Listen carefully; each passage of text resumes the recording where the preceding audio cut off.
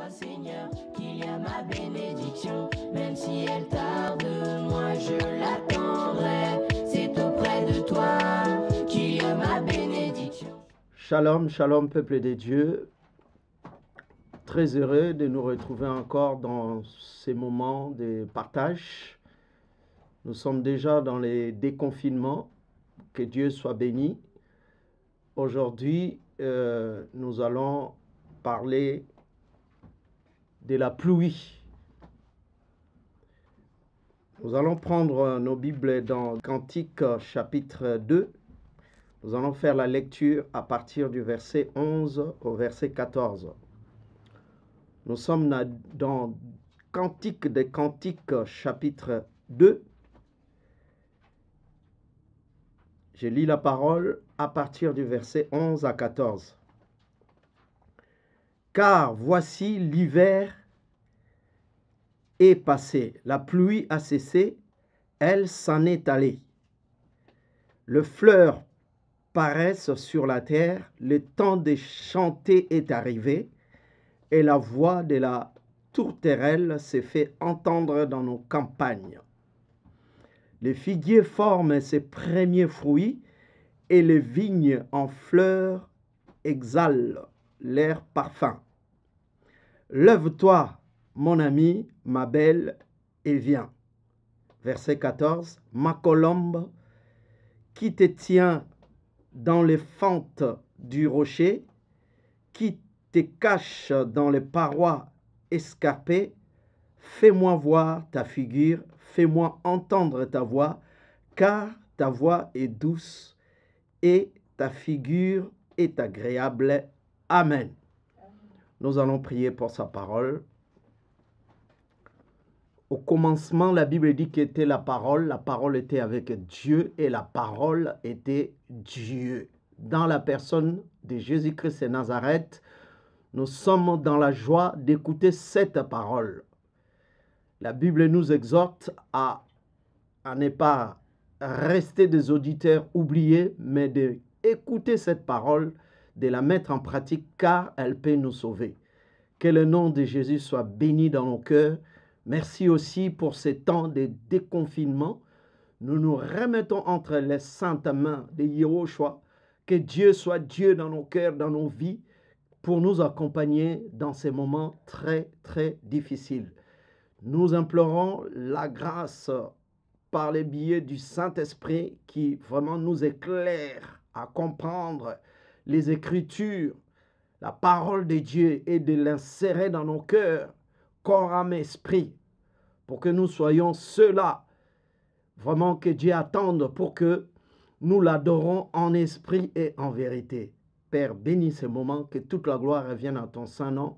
Au nom puissant de Jésus-Christ de Nazareth, j'ai ainsi prié, nous disons Amen. Amen. Le thème, c'est la pluie a cessé. Elle s'en est allée. La pluie a cessé. Mes amis, premièrement, avant de rentrer vraiment dans le thème de mon message, nous allons voir dans la Bible les symboles de la pluie dans la Bible. Premièrement, nous allons noter la pluie de Dieu. Zacharie chapitre 10, verset 1. La Bible dit, demandez à l'Éternel la pluie du printemps, l'Éternel produira des éclairs et il vous enverra une abondante pluie. Il donnera à chacun de l'herbe dans son champ.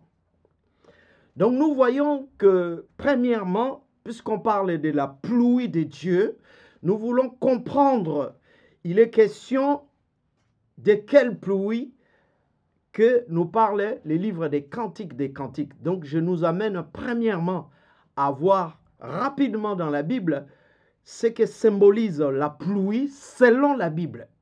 Donc nous nous retrouvons ici dans Zacharie chapitre 10 au verset 1er. La Bible nous dit que nous devons demander à l'Éternel la pluie. Donc on voit bien qu'il il y a une pluie qui vient de la part de Dieu pour bénir le peuple de Dieu. On voit ici que la parole de Dieu est comme une pluie qui tombe sur toute la terre. C'est l'arrivée du temps de réjouissance comme celle du printemps où le soleil qui pointe à l'aurore. Donc, on différencie bien cette pluie vient de Dieu. Joël chapitre 2. Dans Joël chapitre 2,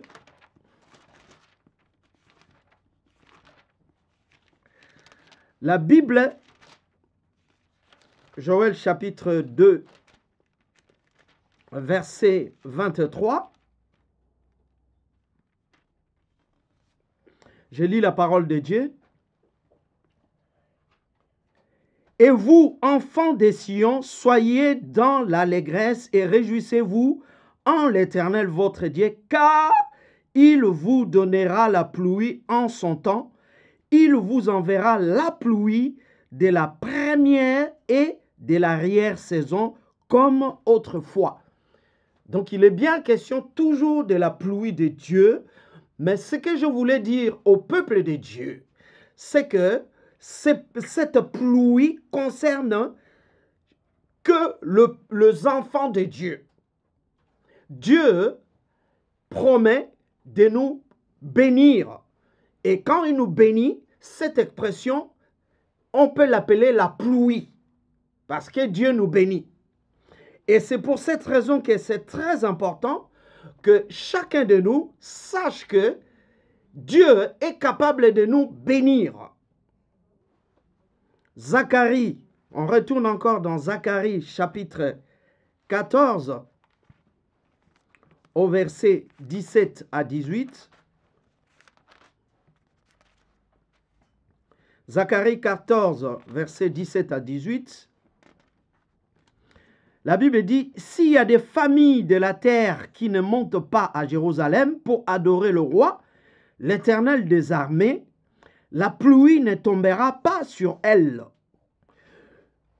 Verset 18, si la famille d'Égypte ne monte pas, si elle ne vient pas, la pluie ne tombera pas sur elle. Elle sera frappée de la plaie dont l'Éternel frappera les nations qui ne monteront pas pour célébrer la fête des tabernacles.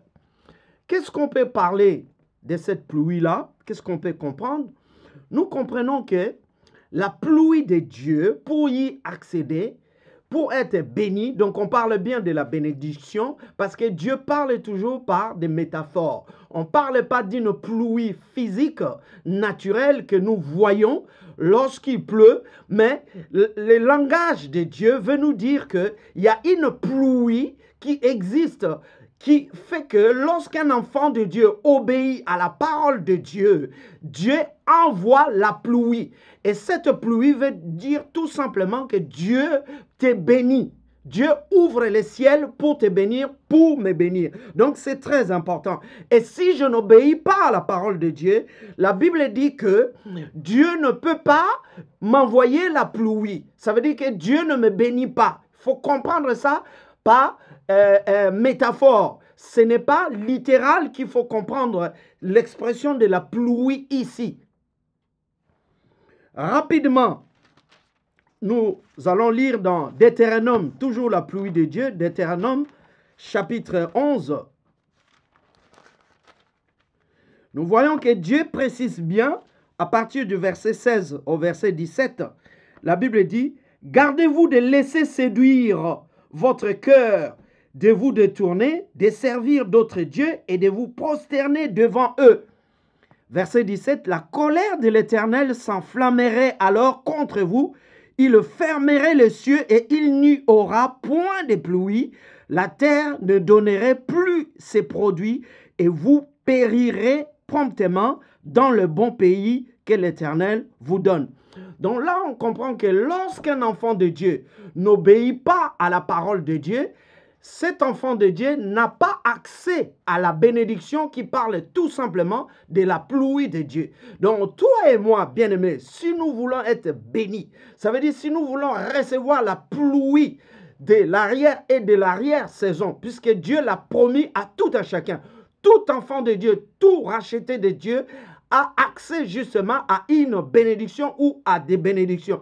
Et cette expression de pluie, dans un premier temps qui parle de la pluie de Dieu parle directement d'une métaphore qui veut dire tout simplement que Dieu visite un enfant de Dieu, son peuple, parce qu'il obéit et Dieu le bénit. Mais si l'enfant de Dieu n'obéit pas à la parole de Dieu, Dieu ferme les ciels pour cet enfant de Dieu.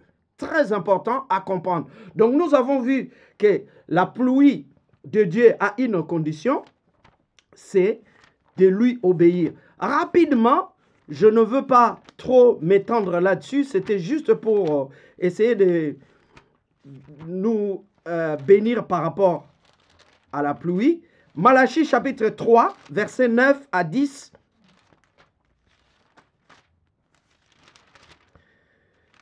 La Bible dit au verset 9, « Vous êtes frappés par la malédiction et vous me trompez, la nation tout entière. » Verset 10, « Apportez à la maison du trésor toutes les dîmes, afin qu'il y ait de la nourriture dans ma maison. Mettez-moi de la sorte à l'épreuve, dit l'Éternel des armées, et vous verrez si je n'ouvre pas pour vous les écluses des cieux, si je ne répands pas sur vous la bénédiction en abondance. » Donc là, nous voyons que en mettant l'emphase sur l'obéissance, lorsqu'un enfant de Dieu obéit à la parole de Dieu, le Seigneur ouvre les écluses des cieux pour cet enfant de Dieu. Et c'est très important que toi et moi, nous observons la parole de Dieu et nous la pratiquons. Pourquoi? Parce que ça nous ouvre accès à une pluie spéciale de Dieu. Donc là, nous avons vu que c'était la pluie de Dieu. Maintenant, nous allons retourner à notre texte parce qu'il est question de comprendre. Dans Cantique des Cantiques, chapitre 2, au verset 11, du verset 14, la Bible nous parle justement de la pluie qui a cessé. Alors, donc cette différence, nous devons bien comprendre que dans Cantique des Cantiques, c'est très important, je vais relire le verset. Cantique des Cantiques chapitre 2 au verset 11 à 14. La Bible dit, « Car voici l'hiver est passé, la pluie a cessé, elle s'en est allée, le fleur paraissent sur la terre, le temps de chanter est arrivé, et la voix de la tourterelle s'est fait entendre dans nos campagnes. Les figuiers forment ses premiers fruits, et les vignes en fleurs exhalent leur parfum. Lève-toi, mon ami, ma belle, et viens. » Verset 14. « Ma colombe, qui te tient dans les fentes du rocher, qui te cache dans les parois escarpées, fais-moi voir ta figure, fais-moi entendre ta voix, car ta voix est douce et ta figure est agréable. » Alors, nous avons défini la première pluie comme étant la pluie de Dieu lui-même. Ça veut dire que l'expression pluie qu'on vient d'énumérer quelques versets parle tout simplement des bénédictions que Dieu va envoyer à partir du ciel. Mais maintenant, en lisant Cantique des Cantiques, nous voyons ici que la Bible dit au verset 11, « Car voici l'hiver est passé, la pluie a cessé, elle s'en est allée. » Alors, qu'est-ce qu'il faut comprendre de cette pluie-là? Cette deuxième pluie ne parle pas d'une bénédiction. C'est très important parce que l'hiver, la Bible dit, la fin de l'hiver et des pluies représente ici des temps difficiles dans la vie de tout un chacun, dans la vie de tous les jours, dans la vie de chaque saison, dans la vie de chaque période, dans la vie où on est confronté par des maladies, des coronavirus, des pandémies qui frappent la terre et toutes sortes de difficultés qui peuvent s'abattre sur la terre. Et ça s'explique justement par cette expression qui nous est donnée, qu'on va partager qu'on parle de l'hiver, voici l'hiver est passé, la pluie a cessé. Ce n'est pas la pluie de la bénédiction, mais c'est la pluie qui parle des difficultés que tu viens de traverser. C'est comparé à l'hiver. Le mot hiver ici, au sens littéral, nous savons que l'hiver fait partie des 4 saisons ici, si on peut parler de la France. Hein, il y a l'hiver, il y a le printemps, il y a l'été et il y a l'automne. Alors, c'est très important. Donc, l'hiver ici est considéré comme un temps très difficile aussi dans la vie. Par exemple, parmi les 4 saisons, l'hiver peut être très difficile à traverser. Alors, nous remarquerons que Cantique des Cantiques compare l'hiver au temps des pluies. Parce qu'il dit ici que l'hiver est passé et il dit aussi que la pluie a cessé, elle s'en est allée.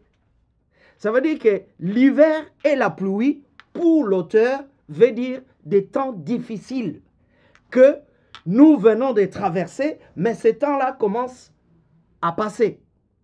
Si les temps commencent à passer, c'est très important que toi et moi, nous nous projetons dans un temps ou une saison nouvelle. Parce que nous ne pouvons pas toujours rester dans un temps qui était autrefois difficile. Il faut que les chrétiens spirituellement comprennent le langage de Dieu. C'est pour cela que pour définir justement l'hiver spirituel, veut dire tout simplement que c'est un temps très, très, très difficile. Et nous comprenons que pendant l'hiver, par exemple, on peut constater que l'hiver représente le point mort, tout dort ou tout meurt. Les choses sont comme bloquées. OK? Donc, c'est des temps difficiles. On vient de traverser, nous y sommes encore. La pandémie Covid-19 qui vient de neutraliser toute la planète, c'est l'hiver. C'est le pluie spirituel au sens difficulté. Alors que nous pouvons constater, selon la pensée de l'auteur, s'il y a l'hiver, donc forcément après l'hiver, il y a le printemps. Or, le printemps, c'est lorsque la vie refait surface partout. Ça veut dire que lorsque je traverse l'hiver, je ne dois pas tout le temps penser seulement à l'hiver. Il faut que je me projette aussi au printemps. Lorsque je me projette au printemps, il faut que je me dise aussi qu'il y aura l'été. L'été représente quoi? L'été, c'est le moment où l'on peut savourer le projet, la réussite. Parce que c'est un temps où on est dans la joie. C'est le soleil. Tout le monde se régale. Et c'est cette période-là, spirituellement, c'est une période de réjouissance. Donc, ça veut dire que si l'hiver commence à partir, il faut se projeter dans le printemps et le printemps va tout de suite nous projeter aussi dans l'été. Et donc, on va vers la réjouissance puisque chaque chose a un temps. Ecclésiaste nous dit, il y a un temps pour tout. Si on a été confiné et que maintenant on est déconfiné, les choses, il faut se projeter dans les meilleures choses. Alléluia. Je parle à quelqu'un. Alléluia. Et après l'été, nous savons qu'il y a l'automne. L'automne, c'est le moment des bilans. C'est le moment où, plus loin, nous savons que l'hiver va revenir encore. Donc, il faut se préparer. Alors, nous allons lire rapidement. C'est très important ce que je voulais dire, ce que des Cantiques nous enseignent par rapport au temps. Ecclésiaste, chapitre 3. Verset 11. Ecclésiaste chapitre 3 au verset 11. La Bible dit quoi? Il fait toutes choses belles en son temps, même il a mis dans leur cœur la pensée de l'éternité, bien que l'homme ne puisse pas saisir l'œuvre que Dieu fait du commencement jusqu'à la fin. Ce qu'on va retenir dans le verset 11, c'est la première partie. Dieu fait toutes choses belles en son temps. Est-ce que quelqu'un peut répéter avec moi? Dieu fait toutes choses belles en son temps. Alors, nous allons expliquer rapidement cette expression. Quelles que soient les 4 saisons que toi et moi, nous allons traverser, sachant que toutes les saisons ne sont pas pareilles. Parce que l'hiver représente la pluie, c'est une saison rude, dure, beaucoup de difficultés, des maladies, des problèmes. Je ne sais pas qu'est-ce que tu es en train de traverser. On peut dire que c'est l'hiver spirituel dans ta vie et dans ma vie, qui est comparé aussi à une pluie qui dévaste, qui détruit des choses, de l'orage. Mais nous ne pouvons pas nous dire que l'hiver restera éternellement dans notre vie. Parce que selon Cantique des Cantiques, il nous soumet ici à 4 saisons. L'hiver, après l'hiver, il y a le printemps. Après le printemps, il y aura l'été. Après, il y aura l'automne. Donc, vous voyez, donc, il faudrait maintenant que nous comprenions que le Dieu qui nous a créés, il nous a soumis à ces 4 saisons. Dans d'autres pays, il y a peut-être 2 ou 3 saisons. Mais en tout cas, considérant le fait que nous vivons en France, nous pouvons comprendre que si je traverse l'hiver, même si c'est dur, il faut que je sache aussi qu'il y aura un printemps. Il faut que je sache aussi qu'il y aura un été. Il faut que je sache aussi qu'il y aura un automne. Mais malgré toutes les 4 saisons, Dieu est hors les temps. Ça veut dire que Dieu est celui qui me bénit, même dans l'hiver, même dans le printemps, même dans l'automne, même dans l'été, même dans toutes les saisons. C'est pour cela la Bible dit que il fait, Dieu est le maître des temps et des circonstances dans Daniel chapitre 2 verset 21. C'est Dieu qui a créé les temps, il est hors les temps. L'expression être hors les temps veut dire que Dieu n'est pas soumis aux lois de la nature. Toi et moi, nous sommes soumis à des saisons. Lorsqu'on arrive en hiver, on couvre beaucoup notre corps, mais dès qu'on arrive en été, par exemple, on est un peu plus habillé, plus léger. Mais Dieu est esprit. Dieu n'a pas besoin des saisons pour se couvrir ou fuir la pluie, ainsi de suite. Donc, il est hors les temps. Dieu vient dans les temps, il agit. Voilà pourquoi que malgré tes difficultés, malgré mes problèmes, que je traverse l'hiver ou pas, que je sois dans l'été ou pas, mais Dieu sera toujours avec moi parce que Dieu fait toutes choses en son temps et bien.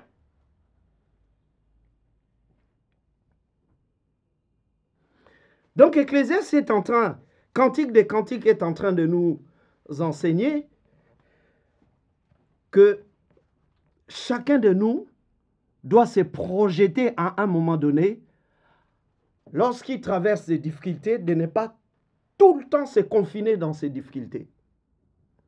Parce que les choses varient. Alors, rapidement, je vais nous amener sur 3 points. Et les 3 points importants pour se préparer au déconfinement. En fait, je constate que dans le peuple de Dieu, il y a beaucoup de difficultés à comprendre certaines choses, bien sûr, parce qu'on est humain, nous ne maîtrisons pas tout. Mais il est très important de faire confiance à Dieu. Lorsqu'on fait confiance à Dieu, il faut comprendre que tu sois enfant de Dieu ou pas, nous sommes soumis à des variations des temps, des saisons, des périodes. Donc, ça veut dire que nous pouvons vivre des périodes difficiles ou des bonnes périodes où on se régale. Mais maintenant, lorsque nous traversons des moments très difficiles, il faudrait s'y préparer justement pour vivre des moments meilleurs. Parce que ça fait partie de la vie. Par exemple, nous avons vu qu'avec le Covid-19, tout le monde a été confiné. Et puis, voilà, ça a causé peut-être beaucoup de dégâts dans certaines familles. Mais par rapport à Dieu, le cycle de vie continue. Donc, nous ne pouvons pas, étant chrétiens, rester toujours dans le confinement dans notre esprit. Il faudrait à un moment donné affronter l'hiver, affronter l'automne, affronter le printemps, affronter l'été, ainsi de suite. Parce que nous sommes parachutés dans un système qui fait que Dieu lui-même qui a créé toutes choses, parce qu'il dit qu'il est le Dieu de temps et de circonstances, ça veut dire le maître. Donc il a créé l'été, il a créé le printemps, il a créé l'automne, l'hiver. S'il a créé toutes ces choses-là, si moi je marche avec Dieu, alors ces choses-là n'auront pas beaucoup d'influence dans ma vie. Parce qu'il y a une solution. Alors nous allons revenir dans Cantique chapitre 2. Nous allons voir 3 points rapidement pour nous préparer à une sortie. Et cette sortie ne doit pas être que physique. Il faut que la sortie soit spirituelle aussi. Sachant que je marche avec Dieu. Je marche avec le Tout-Puissant. Et celui avec qui je marche, celui qui dirige, qui a créé toutes choses. C'est très important de comprendre la parole de Dieu. Donc, par rapport aux 3 points, premier point, nous allons noter. Comme ça, on va expliquer en même temps le contexte de ces livres Cantiques des Cantiques. C'est très important. Je relis la parole de Dieu au verset 11. « Car voici, l'hiver est passé, la pluie a cessé, elle s'en est allée, les fleurs paraissent sur la terre, le temps de chanter est arrivé, et la voix de la tourterelle s'est fait entendre dans nos campagnes, les figuiers forment ses premiers fruits, et les vignes en fleurs exhalent leur parfum. Lève-toi, mon ami, ma belle, et viens. » Verset 14. « Ma colombe, qui te tient dans les fentes du rocher, qui te cache dans les parois escarpées, fais-moi voir ta figure, fais-moi entendre ta voix, car ta voix est douce et ta figure est agréable. » Maintenant, ce qu'il faut comprendre dans le livre des Cantiques, c'est qu'il y a des personnages ici clés. C'est le roi. Le roi ici, c'est Salomon. Mais Salomon, c'est un type de Jésus. Salomon est Jésus-Christ. Et ici, nous avons une femme qui est l'épouse du roi, donc qui est Salomon. Et c'est la femme Sulamite. Et cette femme-là est l'image de l'Église. Elle représente l'Église. Maintenant, qu'est-ce qui se passe? Il se passe que, à partir du verset 11, le roi convie, donc il invite l'épouse à sortir de sa maison. OK? À cause de l'hiver et des pluies difficiles, ce mauvais temps a empêché la Sulamite de sortir. Maintenant, comme elle avait traversé un temps très difficile, c'est dans l'hiver, qui est symbolisé aussi par des pluies, et cette Sulamite, l'épouse du roi, ne pouvait pas sortir, parce qu'elle était confinée, on va dire, entre guillemets. Maintenant, elle reçoit maintenant le message de son bien-aimé qui est le roi, qui lui dit, car voici l'hiver est passé, la pluie a cessé, elle s'en est allée. Et la phrase que nous allons partager, c'est que l'auteur dit ici, les fleurs paraissent sur la terre, le temps de chanter maintenant est arrivé. Donc vous voyez, ça veut dire que l'invitation du roi qui parle de Jésus, qui invite l'épouse qui est l'Église, l'Église a traversé des difficultés, l'Église a traversé des pluies difficiles. Mais pour sortir, c'était très difficile. Maintenant, Jésus va dire à son épouse, qui est la Sulamite, il dit, l'hiver est passé. Pour rassurer son épouse, il dit, l'hiver est passé. La pluie là, s'en est allée.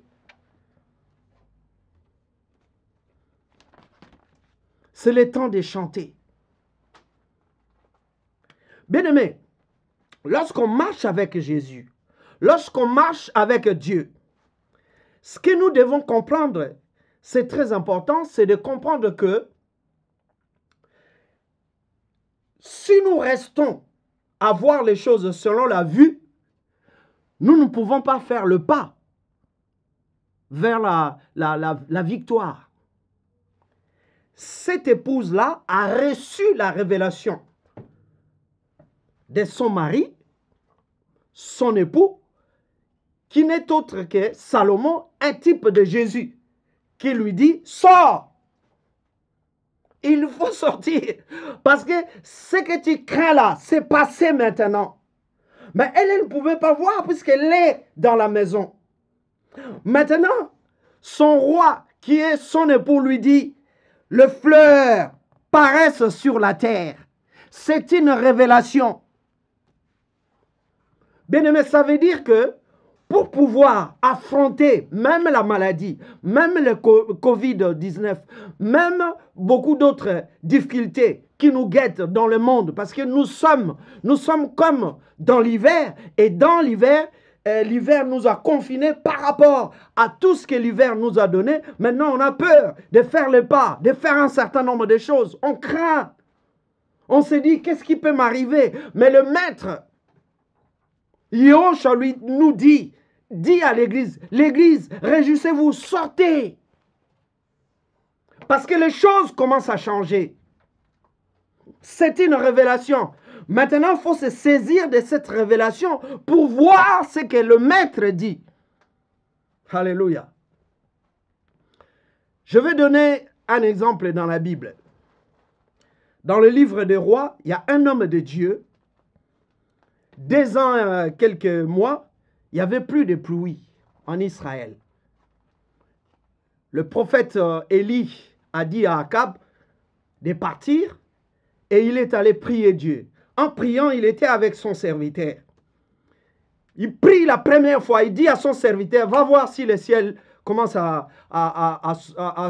noircir. Ça veut dire que les signes pour montrer que la pluie, que Dieu, le temps que Dieu avait arrêté, commence à arriver, il faut qu'il y ait la pluie. Le serviteur, il sort, il ne voit rien, il retourne.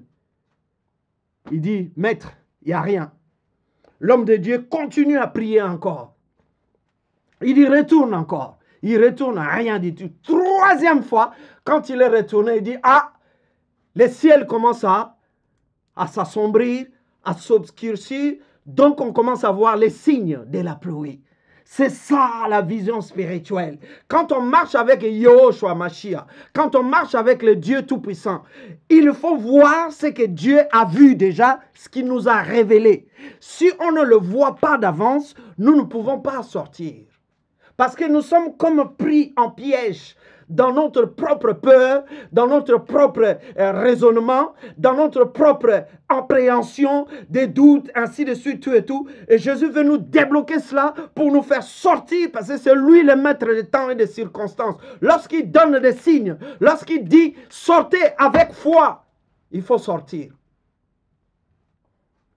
Nous pouvons vaincre les difficultés, le monde, la maladie, toutes les choses que par la foi au nom de Jésus-Christ de Nazareth.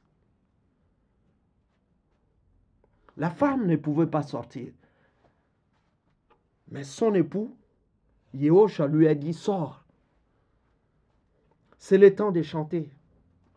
Maintenant, c'est un temps où nous pouvons commencer à adorer Jésus, à glorifier Jésus, chanter encore plus fort. Parce qu'au bout, il y a une victoire. Alléluia. Il y a un homme de Dieu aussi qui était entouré par beaucoup des ennemis. Alors il était avec son serviteur, le prophète Élisée. Et tellement qu'ils étaient entourés qu'ils ne voyaient, ils croyaient qu'ils étaient que deux là. Alors le serviteur dit au prophète, il dit, prophète, ils sont plus nombreux que nous. Ils ont beaucoup de... Dans l'armée, il y a beaucoup de soldats. Mais l'homme de Dieu lui dit, non, nous sommes plus nombreux qu'eux. Il a prié pour son serviteur. Il dit, Dieu, ouvre-lui les yeux pour qu'il voie ce que je vois. Bien-aimés, nous avons besoin de passer beaucoup de temps dans la prière pour voir ce que Dieu veut que nous voyons. Et c'est par la foi, lorsqu'on saisit les choses par la foi, que nous demeurons dans la foi, nous pouvons confronter, affronter même nos ennemis, même les gens qui ne nous aiment pas, même les choses auxquelles que nous ne maîtrisons pas, mais parce que nous marchons avec Dieu, nous pouvons nous sortir, mais avec prudence, tout en ayant ainsi dit l'Éternel. Je précise bien dans mon message. L'Église a besoin de sortir. Mais c'est spirituel. Lorsqu'on développe trop de peur dans notre cœur, dans notre esprit, dès qu'il y a quelque chose, tu flippes. Ah oui, non, c'est par la foi que Jésus lui-même est avec nous. Jésus nous dit, l'hiver est passé, l'hiver est passé. Ça veut dire que toutes les difficultés que le diable avait préparées pour te tuer, pour te détruire tes enfants, détruire qui que ce soit, tout et tout. Jésus dit que toutes ces choses-là sont sans effet au nom de Jésus-Christ de Nazareth. Maintenant, spirituellement, il faut se projeter dans la foi de Dieu. Parce que l'hiver est passé et la pluie a cessé. Et cette pluie-là parle des difficultés. Deuxième point, dans Cantique chapitre 2, versets 12 à 13, vous allez noter, Dieu nous appelle à un monde nouveau.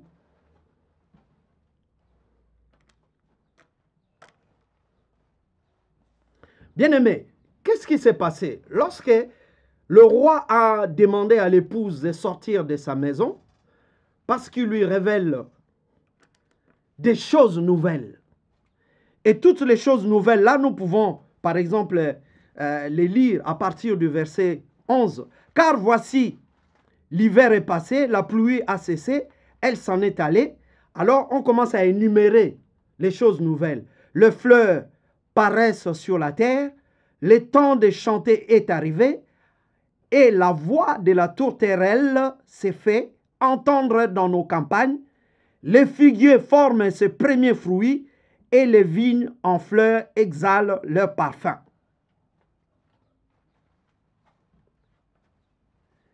C'est des choses qui nous ont manqué. Il y a beaucoup de choses qui nous ont manqué. Et Jésus le sait, Dieu le sait. Mais ces choses-là, peut-être par ce temps de confinement, on n'a pas eu à faire toutes ces choses-là, à louer Dieu comme il le faut, à se promener dans la nature, de se sentir vraiment que oui, Dieu est vivant, Dieu me protège. La liberté nous a manqué, la joie, le fait de voir son frère, sa sœur, se régaler, se réjouir dans le Seigneur. Beaucoup de choses nous ont manqué. Mais Dieu dit que toutes ces choses-là, ça commence à revenir. Il dit, c'est le temps de chanter, de louer Dieu. Écoutez les oiseaux. Un jour, j'étais en train de regarder une vidéo, tellement que les hommes étaient confinés. Eh bien, il y a des singes, il y a même des lions, tout et tout, qui ont commencé à se promener dans des rues. Je ne sais pas si vous avez vu des vidéos comme ça. Les animaux sont sortis de la forêt ou peut-être dans des endroits où ils étaient cachés parce qu'ils se posent des questions. Ils disent, mais normalement, ce sont les humains qui nous dirigent, qui prennent les commandements, ainsi de suite. Comme il n'y a personne, les animaux, ils sortent. Tout ça, ça montre que ce sont des signes de vie. Mais ici, le roi est en train de donner le message à son épouse pour lui dire, ma belle, sors.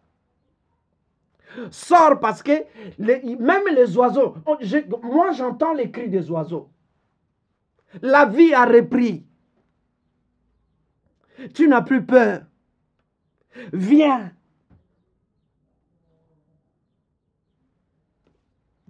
Ce que j'aime dans ces textes, c'est au verset 3, la Bible dit, les figuiers forment ses premiers fruits et les vignes en fleurs exhalent leur parfum. Alors, le verset 13, la dernière phrase, il dit, lève-toi mon ami, ma belle, et viens.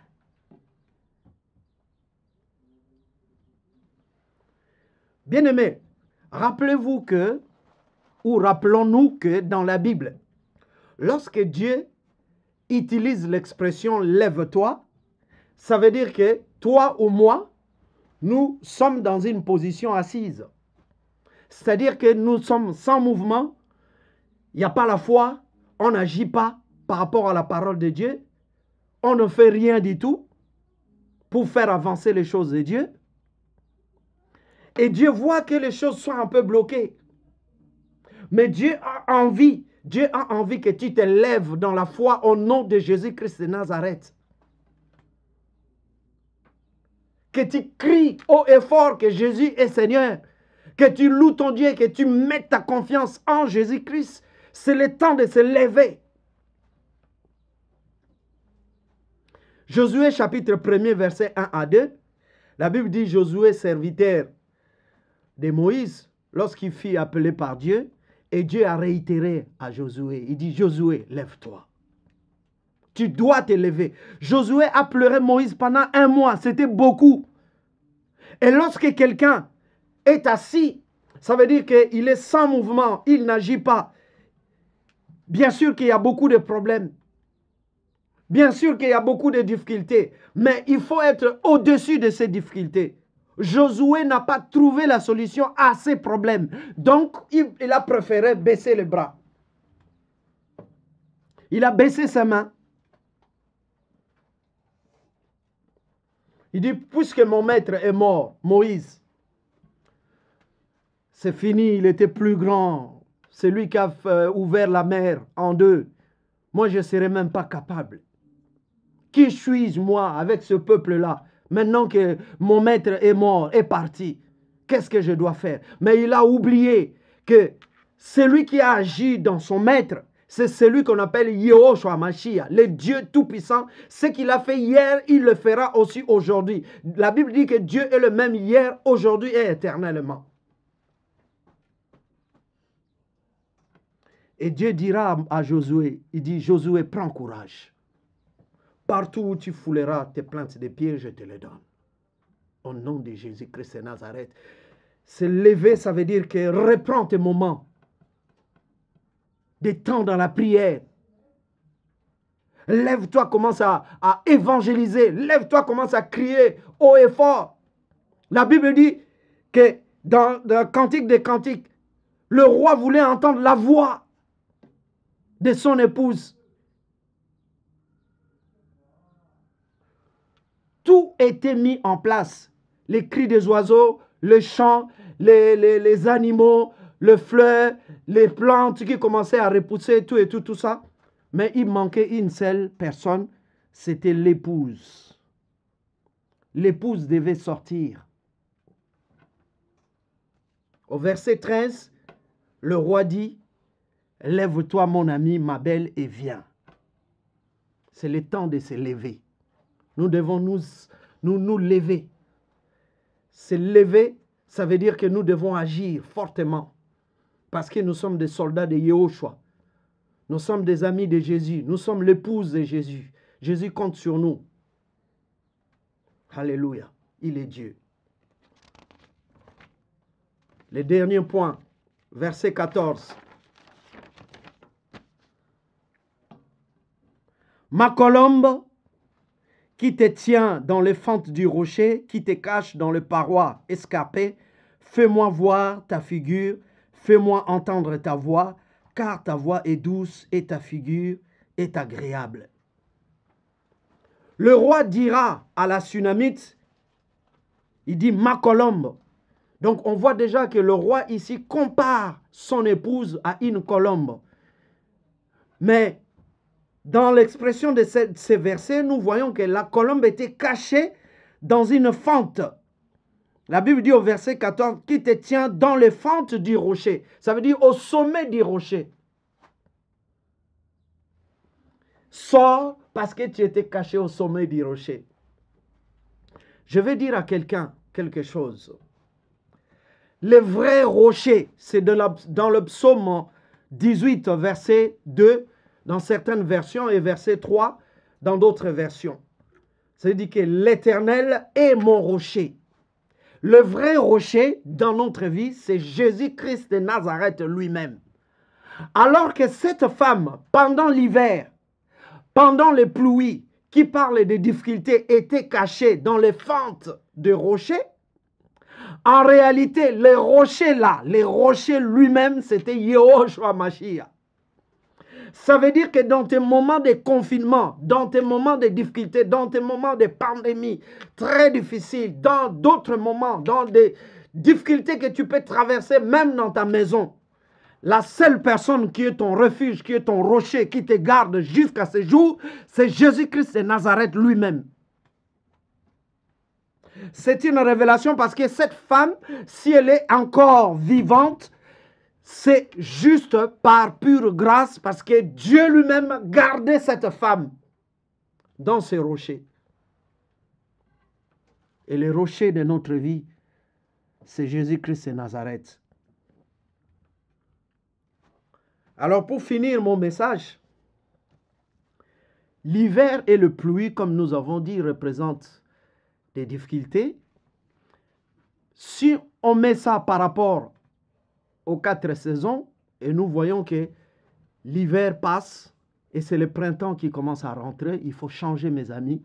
Il faut sortir spirituellement, commencer déjà à se préparer à vivre de meilleures choses avec Jésus-Christ de Nazareth et non à regarder toujours sur la pandémie 19, Covid-19, commencer toujours à s'apitoyer sur tes difficultés. Je voulais dire quelque chose à un frère et une sœur qui me regardent. Bien-aimé, tu t'attardes trop sur tes problèmes, sur tes difficultés. Bien-aimé, dans tes difficultés, il faut que tu vois la victoire, il faut que tu vois la réponse, il faut que tu vois la guérison, il faut que tu vois la repentance, il faut que tu vois le pardon, il faut que tu vois la grâce de Dieu, il faut que tu vois une victoire au lieu de s'apitoyer toujours sur ton sort parce que le temps change. Si tu as traversé l'hiver, ça veut dire la pluie difficile, le moment difficile, bien aimé, avec Jésus, il y a un temps pour tout, il faut que tu vois aussi une victoire quelque part. Ne restez pas toujours dans l'hiver. Mais en conclusion, je voulais dire, nous avons un hiver qui reste comme un combat jusqu'au retour de Jésus, puisque l'hiver parle des difficultés. Nous, les rachetés, nous sommes sur un terrain où il y aura beaucoup d'hiver et beaucoup de pluie qui parlent des temps très difficiles. Mais nous avons la grâce parce que Jésus nous a cachés dans un rocher, en haut. La fente parle du sommet. La Bible dit que nous sommes assis dans les lieux célestes. Dieu nous cache toujours en haut. Et puisque Dieu nous a cachés dans les lieux célestes spirituellement, alors nous n'avons pas peur de confronter même les déconfinements parce que Christ est en nous, c'est la victoire. Que Dieu soit béni. Amen. On acclame le Seigneur. Nous allons prier pour sa parole. Éternel Dieu, nous bénissons ton Saint-Nom. Merci encore pour cette exhortation. Juste, Seigneur, pour nous encourager à continuer à regarder à toi, à ne pas s'attarder sur des choses négatives, sur nos difficultés, sur nos hivers très difficiles, sur le pluie qui commence à ravager nos vies. Mais Seigneur, tu nous as gardés. Nous avons compris que celui qui nous garde, celui qui garde Israël ne sommeille ni ne dort, c'est toi-même le rocher dans notre vie, notre refuge qui nous garde. Nous n'avons même pas peur du déconfinement. Advienne que pourra, mais nous savons que Christ en nous, c'est la victoire. Bénis toutes nos familles, bénis nos enfants, protège aussi nos enfants, bénis toutes les sœurs et les frères. Pour ceux qui sont malades, Seigneur, que tu les visites, que toute la gloire revienne à ton Saint-Nom. Au nom puissant de Jésus-Christ de Nazareth, j'ai ainsi prié, nous disons Amen. Amen.